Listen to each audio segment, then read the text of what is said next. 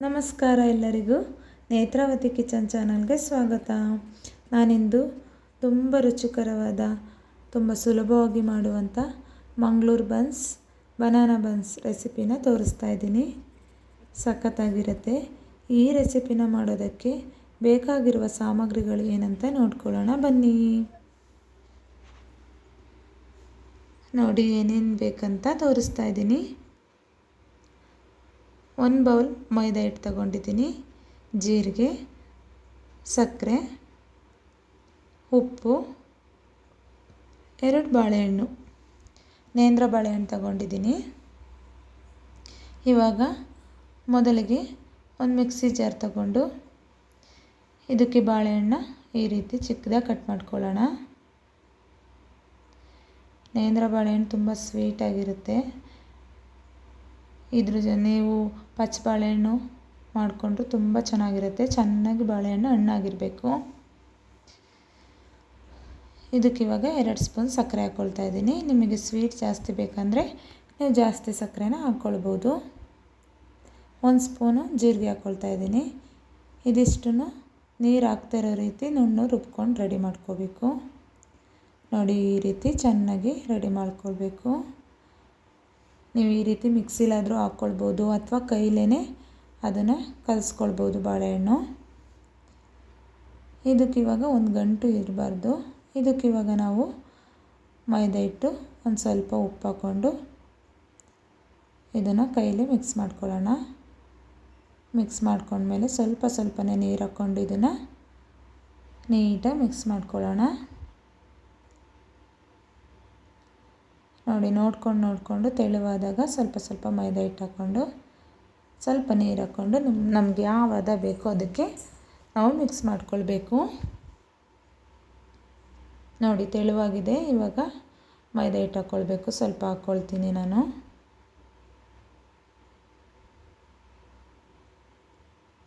ಒಂದೇ ಸಲ ಗೊತ್ತಾಗಲ್ಲ, ಸ್ವಲ್ಪ ಹಾಕ್ಕೊಂಡು ಮಿಕ್ಸ್ ಮಾಡಿಕೊಂಡ್ರೆ ನಮಗೆ ಬೇಕಾಗಿರೋ ಹದ ನಮಗೆ ಸಿಗತ್ತೆ. ನೋಡಿ ಇನ್ನು ಸ್ವಲ್ಪ ಹಾಕ್ಕೊಂಡು ನೀಟಾಗಿ ಚೆನ್ನಾಗಿ ಮಿಕ್ಸ್ ಮಾಡ್ಕೊಳ್ತೀನಿ.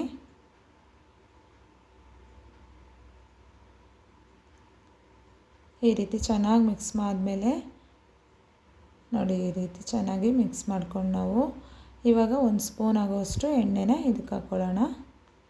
ಮೇಲ್ಗಡೆ ಈ ರೀತಿ ಹಾಕ್ಕೊಂಡು ನೀಟಾಗಿ ಚೆನ್ನಾಗಿ ನಾದ್ಕೊಳ್ಬೇಕು ಹಿಟ್ಟನ್ನ. ಇವಾಗ ನೋಡಿ ಹಿಟ್ಟು ಅವಾಗ ಅಂಟಿದ್ರೆ ಸ್ವಲ್ಪ ಎಣ್ಣೆ ಹಾಕ್ಕೊಬಿಟ್ರೆ ಸ್ವಲ್ಪ ಕೂಡ ಹಿಟ್ಟು ನಮಗೆ ಅಂಟೋಲ್ಲ ಕೈಗೆ. ನೋಡಿ ಪಾತ್ರೆಯಲ್ಲೂ ಸ್ವಲ್ಪ ಕೂಡ ಅಂಟೋದಿಲ್ಲ. ಚೆನ್ನಾಗಿ ನಾದ್ಕೊಳ್ಬೇಕು. ನಾವೆಷ್ಟು ಚೆನ್ನಾಗಿ ನಾದ್ಕೊಳ್ತೀವಿ ಹಿಟ್ಟು ಅಷ್ಟು ಚೆನ್ನಾಗಿ ಬನ್ಸ್ ನಮಗೆ ಸಾಫ್ಟಾಗಿ ಬರುತ್ತೆ.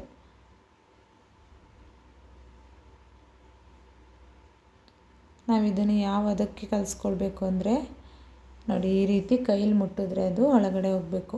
ಅಂದರೆ ಚಪಾತಿ ಹಿಟ್ಟಿಗಿಂತ ಸ್ವಲ್ಪ ಮೆದುವಾಗಿ ಇದನ್ನು ಕಲಿಸ್ಕೊಂಡು ರೆಡಿ ಮಾಡ್ಕೊಳ್ಬೇಕು.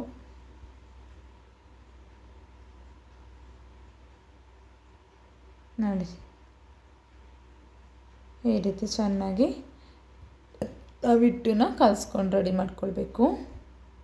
ನೋಡಿ ಈ ರೀತಿ ಚಪಾತಿ ಹಿಟ್ಟಿಗಿಂತ ಸ್ವಲ್ಪ ಮೆದು. ಇವಾಗ ನಾವು ಇದು ಫುಲ್ 1 ನೈಟ್ ಬಿಡ್ತೀನಿ. ಬೆಳಗ್ಗೆ ನಾವು ಮಾಡೋದು ಬನ್ಸ್. ನೋಡಿ ಬೆಳಗ್ಗೆ ತೆಗೆದು ತೋರಿಸ್ತೀನಿ ಎಷ್ಟು ಸಾಫ್ಟಾಗಿದೆ ಅಂತ.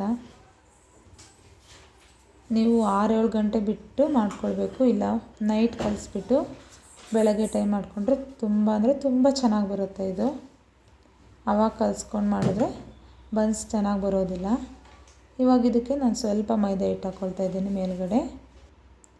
ಹಾಕ್ಕೊಂಡ್ಬಿಟ್ಟು ಇದನ್ನು ಇನ್ನೊಂದು ಸಲ ಈ ರೀತಿ ಮಿಕ್ಸ್ ಮಾಡ್ಕೊಳ್ಳೋಣ. ಯಾಕಂದರೆ ಸ್ವಲ್ಪ ಅಂಟ್ತಾ ಇರುತ್ತೆ, ಸಾಫ್ಟಾಗಿರುತ್ತೆ ಹಿಟ್ಟು. ಹಾಗಾಗಿ ಸ್ವಲ್ಪ ಮೈದಾ ಹಿಟ್ಟು ಹಾಕ್ಕೊಂಡು ಈ ರೀತಿ ನೀಟಾಗಿ ನಾದ್ಕೊಂಡ್ರೆ ಹಿಟ್ಟು ರೆಡಿ ಆಗುತ್ತೆ, ನಮಗೆ ಅಂಟಲ್ಲ. ಓಕೆ, ಇವಾಗ ಇದು ರೆಡಿಯಾಗಿದೆ. ಇವಾಗ ನಾವು ಒಂದು ಬಾಣಲಿ ಇಟ್ಬಿಟ್ಟು ಎಣ್ಣೆ ಬಿಸಿಗಿಡೋಣ.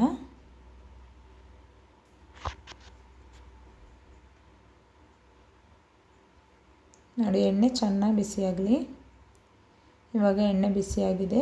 ನಾವಿವಾಗ ನೋಡಿ ಇಷ್ಟು ದಪ್ಪ ಹಿಟ್ಟನ್ನ ಉಂಡೆ ಮಾಡ್ಕೊಳ್ಳೋಣ. ಚಪಾತಿ ಮಾಡ್ತೀವಲ್ಲ ಅಷ್ಟು ದಪ್ಪ ಉಂಡೆ ತಗೊಂಡು ಕೈಗೆ ಸ್ವಲ್ಪ ಎಣ್ಣೆ ಸವರ್ಕೊಂಡು ಈ ರೀತಿ ನೀಟಾಗಿ ಈ ರೀತಿ ತೊಟ್ಕೊಂಡ್ರೆ ಓಕೆ. ನೋಡಿ ಇಷ್ಟು ದಪ್ಪ ಇರಲಿ.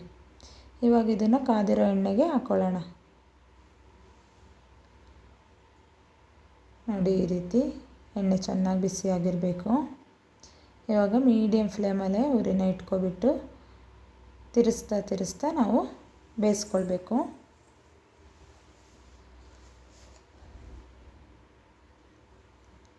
ನೋಡಿ ಎಷ್ಟು ಚೆನ್ನಾಗಿ ಉಬ್ಬುತ್ತೆ ಅಂತ. ನೋಡಿ ಎಷ್ಟು ಚೆನ್ನಾಗಿ ಉಬ್ತಾ ಇರೋದು ಕಾಣಿಸ್ತಾ ಇದೆ ಅಲ್ವಾ. ಈ ರೀತಿ ಚೆನ್ನಾಗಿ ಹಿಟ್ಟು ಚೆನ್ನಾಗಿ ನೆಂದರೆ ಈ ರೀತಿ ಉಬ್ಬಿ ಚೆನ್ನಾಗಿ ಬನ್ಸ್ ಅನ್ನೋದು ನಮಗೆ ಬರುತ್ತೆ, ಸಾಫ್ಟಾಗಿ ಬರುತ್ತೆ. ಹಿಟ್ಟು ಚೆನ್ನಾಗಿ ನೆನೆಯಲಿಲ್ಲ ಅಂದರೆ ತುಂಬ ಗಟ್ಟಿಯಾಗಿ ಬರುತ್ತೆ, ತಿನ್ನೋದಕ್ಕೆ ಚೆನ್ನಾಗಿರೋದಿಲ್ಲ. ನೋಡಿ ಈ ರೀತಿ ಬ್ರೌನ್ ಕಲರ್ ಬರೋವರೆಗೂ ನಾವು ಇದನ್ನು ಚೆನ್ನಾಗಿ ಬೇಯಿಸ್ಕೊಳ್ಬೇಕು. ಇವಾಗ ರೆಡಿಯಾಗಿದೆ, ತೆಗಿಯೋಣ. ಇವಾಗ ಇದೇ ಥರ ಇನ್ನೊಂದು ಮಾಡ್ಕೊಳ್ಳೋಣ. ನೋಡಿ ಎಷ್ಟು ಈಸಿಯಾಗಿ ನಮ್ಮ ಕೈಲೇ ಹಿಂಗೆ ತೊಡ್ಕೊಂಡ್ರೆ ಸೂಪರಾಗಿ ರೆಡಿ ಆಗುತ್ತೆ. ಈ ಥರ ಮಾಡೋಕ್ಕಾಗಲ್ಲ ಅಂದರೆ ನೀವು ಚಪಾತಿ ಹರಿಯೋದ್ರಲ್ಲಿ ಸ್ವಲ್ಪ ಪೂರಿ ಹರಿತೀವಲ್ವ ಅದೇ ರೀತಿ ಮಾಡಿಕೊಂಡ್ರೆ ಆಯಿತು. ಒಟ್ಟಾರೆ ದಪ್ಪದಾಗಿ ಇದನ್ನು ಹರ್ಕೊಳ್ಬೇಕು, ಸಣ್ಣದಾಗಿ ಹರ್ಕೋಬೇಡಿ. ನಾನು ತೋರಿಸಿದ್ನಲ್ವ ಅಷ್ಟು ದಪ್ಪ ಇರಲಿ, ಆವಾಗ ಚೆನ್ನಾಗಿ ಬರುತ್ತೆ ಬನ್ಸು. ನೋಡಿ ಈ ರೀತಿ ಮೀಡಿಯಮ್ ಫ್ಲೇಮಲ್ಲಿ ಇಟ್ಕೊಂಡು ಇದನ್ನು ಬೇಯಿಸ್ಕೊಳ್ಬೇಕು. ಹೈ ಫ್ಲೇಮಲ್ಲಿ ಇಟ್ಟಿದ್ರೆ ಏನಾಗುತ್ತೆ, ಬೇಗ ಕಪ್ಪಾಗುತ್ತೆ, ಆದರೆ ಅದು ಬೇಯಲ್ಲ, ಒಳಗಡೆ ಬೆಂದಿರಲ್ಲ. ಮೇಲ್ಗಡೆ ಮಾತ್ರ ಬೆಂದಿದೆ ಅನಿಸುತ್ತೆ, ಒಳಗಡೆ ಬೆಂದಿರಲ್ಲ. ಆವಾಗ ನಮಗೆ ತಿನ್ನೋಕ್ಕೆ ಚೆನ್ನಾಗಿರಲಿಲ್ಲ. ಹಾಗಾಗಿ ಲೋ ಫ್ಲೇಮಲ್ಲಿ ಇಟ್ಕೊಂಡು ಅಥವಾ ಮೀಡಿಯಮ್ ಫ್ಲೇಮಲ್ಲಿ ಇಟ್ಕೊಂಡು ಬೇಯಿಸ್ಕೊಂಡ್ರೆ ಸೂಪರಾಗಿ ರೆಡಿ ಆಗುತ್ತೆ ಬನ್ಸು. ನೋಡಿ ಇದೇ ಥರ ಎಲ್ಲನೂ ನಾವು ಬನ್ಸ್ಗಳನ್ನ ಬೇಯಿಸ್ಕೊಳ್ಬೇಕಾಗತ್ತೆ. ನನಗೆ ಇದೇ ರೀತಿ ಕೈಯಲ್ಲಿ ಮಾಡ್ಕೊಂಡು ಮಾಡೋದು ತುಂಬ ಈಸಿ, ಹಾಗಾಗಿ ನಾನು ಇದೇ ಥರ ಮಾಡ್ತೀನಿ. ನಿಮಗೆ ಆ ಥರ ಬೇಡ ಅಂದರೆ ಚಪಾತಿ ಹರಿಯೋದ್ರಲ್ಲಿ ಲಟ್ಟಿಸ್ಕೊಂಡ್ಬಿಟ್ಟು ನೀವು ರೆಡಿ ಮಾಡ್ಕೊಳ್ಳಿ. ನೋಡಿ ನಿಧಾನವಾಗಿ ಈ ರೀತಿ ತಿರುಗಿಸಿ ಬೇಯಿಸ್ಕೊಳ್ಬೇಕಾಗತ್ತೆ ಬನ್ಸು.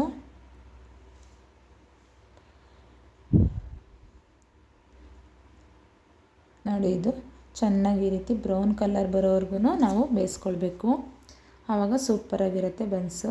ಇದೇ ರೀತಿ ಎಲ್ಲವೂ ಮಾಡ್ಕೊಳ್ಳೋಣ. ನಾನು ನಿಮಗೆ ತುಂಬ ಈಸಿಯಾಗಿ ಮಂಗಳೂರು ಬನ್ಸ್, ಬನಾನಾ ಬನ್ಸ್ ಮಾಡೋದು ಹೇಗೆ ಅಂತ ತೋರಿಸ್ಕೊಡ್ತಾ ಇದ್ದೀನಿ. ನೀವು ಇದೇ ಥರ ಮನೆಯಲ್ಲಿ ಟ್ರೈ ಮಾಡಿ, ತುಂಬ ಚೆನ್ನಾಗಿ ಬರುತ್ತೆ. ಮನೆಯವರೆಲ್ಲ ಖುಷಿಪಟ್ಟು ಮಕ್ಕಳು ಕೂಡ ತುಂಬಾ ಖುಷಿಪಡ್ತಾರೆ. ನನ್ನ ಮಗ ತುಂಬ ದಿನದಿಂದ ಹೇಳ್ತಾ ಇದ್ದ, ಅಮ್ಮ ಬನ್ಸ್ ಮಾಡಮ್ಮ ಅಂತ ಹೇಳ್ಬಿಟ್ಟು. ನಂಗೆ ಮಾಡೋಕ್ಕೆ ಟೈಮ್ ಸಿಕ್ಕಿರಲಿಲ್ಲ ಅಂತ ಮಾಡಿರಲಿಲ್ಲ, ಆದರೆ ಇವತ್ತು ಮಾಡಿಕೊಟ್ಟೆ. ನೋಡಿ ಕೊನೆಗೆ ಎಷ್ಟು ಚೆನ್ನಾಗಿ ರೆಡಿ ಆಯಿತು ಅಂತ. ಇಷ್ಟು ನಾನು ಬನ್ಸ್ ಮಾಡಿದ್ದೀನಿ. ಇನ್ನೆರಡು ನನ್ನ ಮಕ್ಕಳು ಫಸ್ಟ್ ಇಸ್ಕೊಂಡು ತಿಂತಾಯಿದ್ದಾರೆ. ಇಷ್ಟು ಬನ್ಸ್ ಆಗಿತ್ತು. ನಾನು ಒಂದು ಬೌಲ್ ತಗೊಂಡಿದ್ರಲ್ಲಿ ತುಂಬ ಚೆನ್ನಾಗಿ ಉಬ್ಬಿ ಸಾಫ್ಟಾಗಿ ಬಂದಿದೆ. ಯಾವ ಥರ ಸಾಫ್ಟಾಗಿ ಬಂದಿದೆ ಅಂತ ತೋರಿಸ್ತೀನಿ ನೋಡಿ. ಒಳಗಡೆ ಅಂತೂ ತುಂಬ ಚೆನ್ನಾಗಿದೆ. ನೋಡಿ ಈ ರೀತಿ ಸಾಫ್ಟಾಗಿ ರೆಡಿಯಾಗಿ ಬರುತ್ತೆ ಬನ್ಸು, ಸೂಪರಾಗಿರುತ್ತೆ ಟೇಸ್ಟ್ ಅಂತೂ. ಇದನ್ನು ಕಾಯಿ ಚಟ್ನಿ ಮಾಡಿಕೊಂಡು ಚಟ್ನಿ ಜೊತೆ ತಿಂದರೆ ಸೂಪರಾಗಿರುತ್ತೆ. ಓಕೆ, ಈ ರೀತಿ ರೆಸಿಪಿಗಳನ್ನ ನಿಮಗೆ ಇನ್ನೂ ಬೇಕು ಅಂತ ಹೇಳಿದ್ರೆ, ನಿಮಗೆ ಯಾವ ರೆಸಿಪಿ ನಾನು ಮಾಡಬೇಕು ಅಂತ ಅನಿಸುತ್ತೆ ಅದನ್ನು ನಾನು ಕಮೆಂಟ್ ಬಾಕ್ಸಲ್ಲಿ ಕಮೆಂಟ್ ಮಾಡಿ ತಿಳಿಸಿ. ನಾನು ಅದೇ ರೆಸಿಪಿನ ನಿಮಗೆ ಮಾಡಿ ತೋರಿಸ್ತೀನಿ. ನೆಕ್ಸ್ಟ್ ವಿಡಿಯೋದಲ್ಲಿ ನಾನು ಅದೇ ರೆಸಿಪಿನ ಮಾಡ್ತೀನಿ. ಹೀಗೆ ಸಪೋರ್ಟ್ ಮಾಡ್ತಾಯಿರಿ. Thank you.